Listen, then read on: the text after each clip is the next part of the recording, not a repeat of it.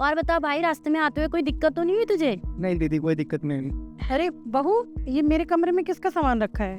अरे अच्छा हुआ माँ जी आप आ गई। मेरा भाई आया सुशाल।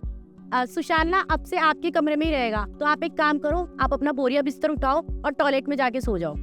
बहू, ये कैसी बातें कर रही है तू? अरे टॉयलेट में कोई सोता है क्या? कैसी बात कर रही हूँ, कोई क्या मतलब है माँ? और वैसे भी मेरे भाई का ना 15 दिन तक एग्जाम है, तो 15 दिन तक वो यही रहेगा। कुछ प्राइवेसी नाम की भी तो चीज होती है ना, तो उसको डिस्टर्ब नहीं करना चाहती मैं, इसलिए आप तब तक टॉयलेट में सो जाना, समझिए आप? क्योंकि अपने कमरे में रहेगा और पढ़ाई लिखाई करेगा, और आप वहाँ पे बार बार जाके उसको डिस्टर्ब करोगे। मैं नहीं चाहती कि मेरे भाई को कोई पढ़ाई के टाइम पे डिस्टर्ब करे। अब बेटा एक काम करती हूँ ना, मैं उसी कमरे में कोने में गद्दा बिछा के सो जाऊंगी। वो अपनी पढ़ाई करता रहेगा और मैं वहीं पे आराम कर लूंगी। इसको कोई दिक्कत नहीं होगी और मुझे भी। अरे नहीं नहीं माँ जी, देखिए मेरे को होती है प्रॉब्लम, मेरे एग्जाम चल रहे हैं, मेरे को पढ़ाई लिखाई करनी होती है रात को। आप कमरे में फर्श पे सोओगे, मेरे को होगी दिक्कत, मेरे को रात को पानी वानी लेने के लिए निकलना पड़ेगा, फिर मैं आपको हटाऊंगा थोड़ी वहाँ से, मेरे को इसलिए प्रॉब्लम होगी। प्लीज़ आप थोड़ा मैनेज कर लीजिए, आप टॉयलेट में सो जाइए। अच्छा तो कोई बात नहीं बेटा, धर्मेंद्र तो वैसे भी 15 दिन के लिए बाहर गया है, तो मैं तेरे साथ तेरे कमरे में सो जाऊंगी ना। नहीं माँ जी, शायद आपको नहीं पता, लेकिन शादी से पहले ना हमारे सबके अपने अपने प्राइवेट रूम थे, तो हमें ना आदत नहीं है अपने बेड शेयर करने की किसी के साथ। तो मैं तो आपके साथ बिल्कुल नहीं सो सकती। आप टॉयलेट में सो जाएंगी तो आपके लिए क्या बड़ी दिक्कत हो जाएगी। भाभी जी एक काम करता हूँ ना, मैं सोफे की जगह मैं आज किचन में सो जाता हूँ, और माँ जी को ना आप सोफे पे सुलवा दो। अबे ओए नौकर, तेरी इतनी हिम्मत कि तू हमारे बीच में बोलेगा? दीदी आपने ना इस नौकर को सर पे चढ़ा रखा है जो हमारे बीच में बोल रहा है। अबे ओए राजू, मुझे लगता है तेरी ना बुद्धि भ्रष्ट हो गई है। तुझे किसने बोला हमारे बीच में बोलने के लिए? चुपचाप खड़ा है, वरना तू भूल गया धर्मेंद्र घर पे नहीं है तो तेरा मार के ना मैं ऐसा हाल करूंगी कि कल तक तू होश में भी नहीं आएगा, समझा? तो जितना बोल रही उतना कर, चुपचाप खड़ा है, फालतू में बोलने की जरूरत नहीं हमारे बीच में। नहीं भाभी जी कोई बात नहीं, मुझसे गलती हो गई। और माँ आपको क्या दिक्कत हो जाएगी अगर आप टॉयलेट पे सो जाएंगी? अरे टॉयलेट में 15 दिन सो जाएंगी तो मर नहीं जाएंगी, सो जाओ ना, क्या दिक्कत है आपको? बेटा मैं सब समझ रही हूँ, तेरे भाई की पढ़ाई का तो सिर्फ बहाना है, तेरा असली मकसद तो मुझे परेशान करने का है। मेरा बेटा नहीं है ना घर पे, रुक अभी फोन करके मैं उसे सब कुछ बताती हूँ, फिर देखना तुम दोनों को कैसे सीधा करता है वो। माँ जी ऐसी गलती ना कभी भूल कर भी मत करना। अगर आपने ऐसी गलती कर दी ना तो आप जानती नहीं है मैं क्या करूंगी। मैं ना पुलिस को कॉल कर दूंगी और आप पे और आपके बेटे पे इल्जाम लगा दूंगी कि आप दोनों मिलके मेरे ऊपर अत्याचार करते हैं, समझे आप? या अभी भी आप चाहती है कॉल करना तो कर लीजिए।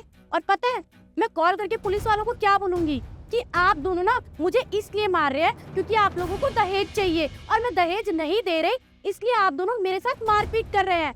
अब बताइए आप टॉयलेट में जाके चुपचाप सोती है या नहीं? और हाँ, अगर आपका बेटा जेल चला गया तो आप जानती है ना आप इस कमरे में मेरे साथ रहेंगी, तो मैं आपके साथ क्या क्या करूंगी आप ये बिल्कुल भी भूलिए मत, समझिए आप? अरे नहीं बेटा, तू मेरे बेटे के साथ कुछ मत करना।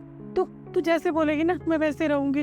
तू टॉयलेट में सोने को बोल रही है ना, मैं वहीं सो जाऊंगी, तेरा सारा कहना मानूंगी। बस तू केस वेस मत करना बेटा, पुलिस को फोन मत करना। हाँ तो ठीक है, अब आप जाइए, अपना तकिया और बिस्तर उठाइए, जाके लेट जाइए टॉयलेट में, जाइए जल्दी जाइए। ठीक है बेटा, जाती हूँ।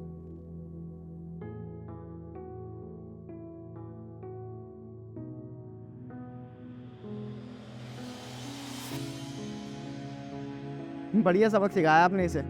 अरे सबक सिखाना पड़ता है, अगर मैं इसको सबक नहीं सिखाऊंगी ना तो कल को ये मुझे दबा के रखेगी और मैं क्यों दबूं इसके आगे। हाँ दीदी आपने ना बिल्कुल ठीक किया, जब 15 दिन ये बाथरूम में रहेगी ना, सोएगी, गंदी गंदी बदबू सूंघेगी, तब इसकी अकल ठिकाने आएगी कि अपनी बहू से कभी भी बदतमीजी से बात नहीं करनी चाहिए। माँ जी सुनिए, हम ना शॉपिंग करने जा रहे हैं, तो हम जब तक वापस आते हैं ना तब तक तुम राजू के साथ मिलके सारा घर का काम कर लेना, झाड़ू पोछा बर्तन। और हाँ, मेरे रूम में ना मेरे कपड़े गंदे पड़े हुए हैं और सुशाल के भी, उसको धो के सुखा देना। और कपड़ों पे ना ज्यादा ब्रश मत मारना, कपड़े खराब हो जाते हैं, समझी? और हाँ, जब तक हम वापस आ जाए ना तब तक खाना बन जाना चाहिए, नहीं बना होगा ना तो मुझसे बुरा कोई नहीं होगा, जानती है ना फिर मैं क्या करूंगी। चल सुशाल। चलो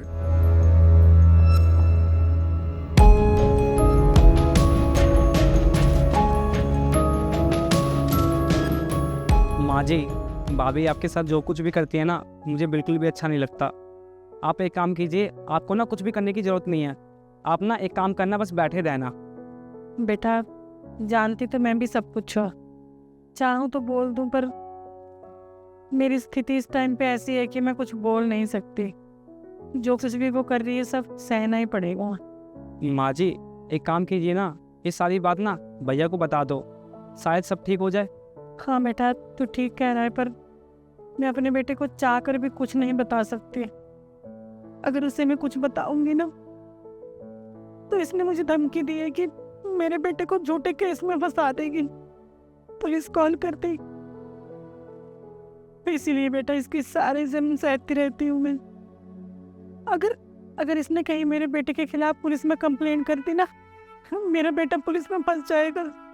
मैं नहीं चाहती मेरी वजह से मेरे बेटे को कोई तकलीफ हो, बस इसीलिए सब सहती हूँ।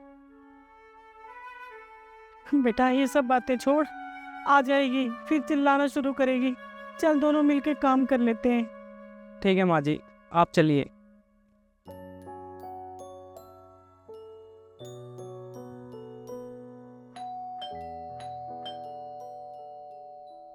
ये रात के 2 बजे बेल कौन बजा रहा है? इस टाइम कौन मर गया? और ये राजू का बच्चा कहाँ चला गया?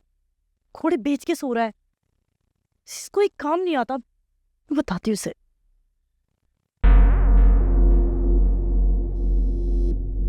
राजू, राजू, जी भाभी जी। इतनी देर से बेल बज रही है, तुझे सुनाई नहीं दे रहा? घोड़े बेच के सो रहा है, बहरा बहरा हो गया है क्या? नींद लगी थी भाभी जी। नींद लग गई थी? पता नहीं कैसी नींद सोता है तू।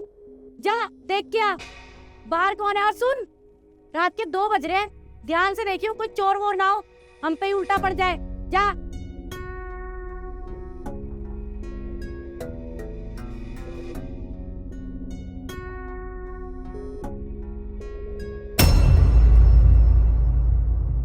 अरे धर्मेंद्र, तुम? हाँ मैं। अरे तुम तो 10 दिन बाद आने वाले थे ना, इतनी जल्दी आ गए तुम वापस?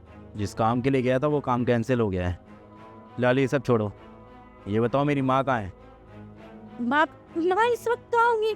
अपने कमरे में आराम कर रही है, सो रही है। और क्या? और तुम भी क्या अभी थके मादे आए हो, माँ के बारे में पूछ रहे हो? हाथ मुँह धो और आराम कर लो, सो जाओ। कल सुबह माँ से मिल लेना ना। अरे अब तो यहीं पे हो, माँ से आराम से बात कर लेना तुम। और वैसे भी इस वक्त माँ को जगा के परेशान करना अच्छी बात थोड़ी है। क्या जरूरत है?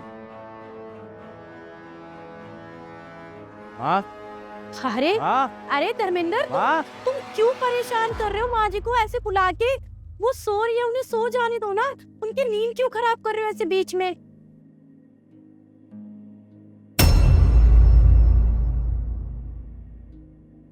अरे मम्मी जी, आप वॉशरूम में थी क्या? वो क्या है ना, मुझे पता नहीं चला आप वॉशरूम में गए होगे, मैं तो सो रही थी ना अंदर। शीतल, नाटक करने की कोई जरूरत नहीं है, क्योंकि मुझे सब कुछ पता चल चुका है कि तुम मेरे पीठ पीछे मेरी माँ के साथ क्या करती थी। अरे मेरी माँ को तुमने टॉयलेट में सुलाया है। अरे तुमको शर्म नहीं आती? मेरी माँ का हाल तुमने नौकर से भी बदतर कर रखा है। अरे इंसानियत नहीं है क्या तुम्हारे अंदर? अरे सोचो, अगर तुम्हारी भाभी भी तुम्हारी माँ के साथ ऐसी सलूक करे तो तुम्हें कैसा लगेगा? अच्छा लगेगा क्या? नहीं लगेगा ना। अच्छा तो फिर मेरी माँ के साथ ऐसा क्यों किया तुमने? अरे नहीं धर्मेंद्र, मुझे लगता है तुम्हें कोई गलतफहमी हुई है। मैं ऐसा थोड़ी ना करूंगी माँ जी के साथ। अरे मैं तुम्हें समझाती हूँ ना सारी बात। मुझे राजू ने सब कुछ सच सच बता दिया है कि तुम किस तरीके से मेरी माँ के साथ बदतमीजी करती थी। और इतना ही नहीं, प्रूफ के तौर पे इसने प्रॉपर रिकॉर्डिंग भेजी है मेरे को।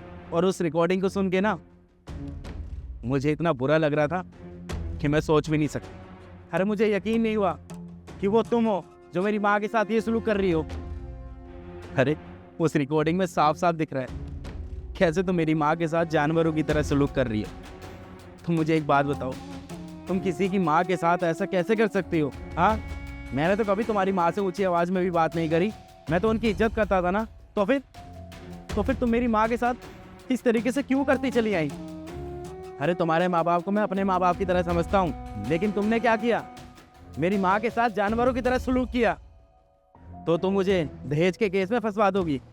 और इसी डर से मेरी बेचारी माँ तुम्हारे सारे जुल्म सहती रही। लेकिन तुम परेशान मत हो, क्योंकि मेरे पास इसकी भी रिकॉर्डिंग है। इसकी सजा तो मैं तुम्हें जरूर दिलवाऊंगा।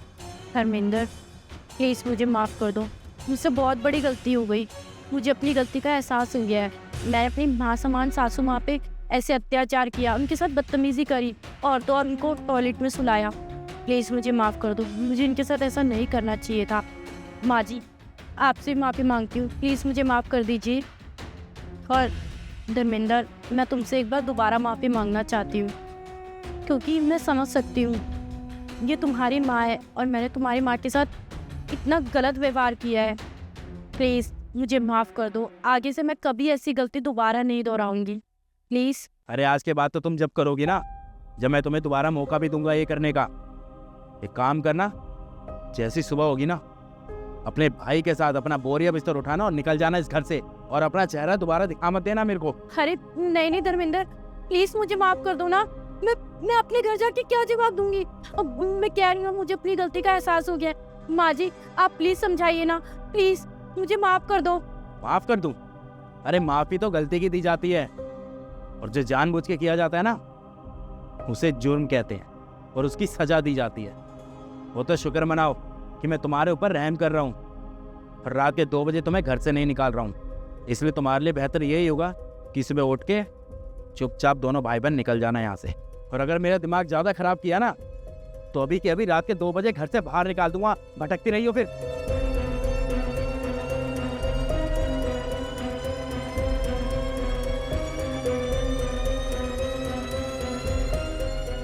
आएगा, सबसे पहले तो वीडियो को शेयर कर दीजिए, क्योंकि हमारी वीडियो कम से कम एक व्यक्ति तक जरूर शेयर करें जिससे ये वीडियो देखने की सबसे ज़्यादा ज़रूरत है। बाकी हमें आपके सुझावों की बहुत ज़्यादा ज़रूरत है, तो कमेंट्स में सुझाव भी ज़रूर दीजिए ताकि हम आपके सुझावों के ऊपर वीडियोज़ बनाएं। और आप हमारे साथ में जुड़े रहिए और शेयर तो ज़रूर करना, क्योंकि आपकी शेयरिंग बहुत ज़्यादा महत्वपूर्ण है। मिलते हैं अगली वीडियो में। Bye bye, take care, love you all, bye.